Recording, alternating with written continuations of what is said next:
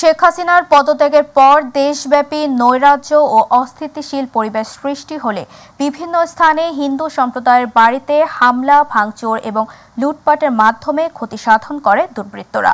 সংকটকালীন মুহূর্তে বাংলাদেশ জামায়াতে ইসলামী হিন্দু সম্প্রদায়ের পাশে দাঁড়ানোর ফলে ভিন্ন চিত্র দেখা যায় দিনাজপুরের পার্বতীপুরে।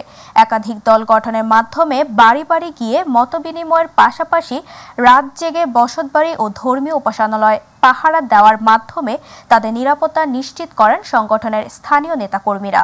বিপদে পাশে থাকায় জামায়াতে ইসলামের প্রতি কৃতজ্ঞতা জানিয়েছে এলাকাবাসী। জনগণের কল্যাণে কাজ করে যাওয়ার কথা জানিয়েছেন মনমতপুর ইউনিয়নের সভাপতি তৌহিদুজ্জামান। এই যে জামাতের ঘর এসেছে, সাহস দিয়ে যাচ্ছে। ক্ষয়ক্ষতি আমাদের হয়নি, তাদের সাহসে আমরা আছি। ওরা আমাদের এসে বুঝাই গেছে যে কোনো চিন্তা আমার করবেন না। আমার কোনো মন্দির ভাঙে নাই, এতে আমরা বেশি কৃতজ্ঞতা। দেশের যে বিরাজমান পরিস্থিতি তৈরি হয়েছিল, বাংলাদেশ জামায়াতে ইসলামের কেন্দ্রীয় কর্মসূচির অংশ হিসেবে আমরা নিজ নিজ এলাকায় বিশেষ করে হিন্দু সম্প্রদায়ের বাড়িঘর আমরা পাহারা দিয়েছি। শুরু থেকে আজও পর্যন্ত আমরা পাহারা দিয়ে যাচ্ছি। বাংলাদেশ জামায়াতে ইসলাম মানবতার কল্যাণে সবসময় কাজ করে যায় এবং এখনও কাজ করছি, আগামীতেও থাকবো ইনশাআল্লাহ।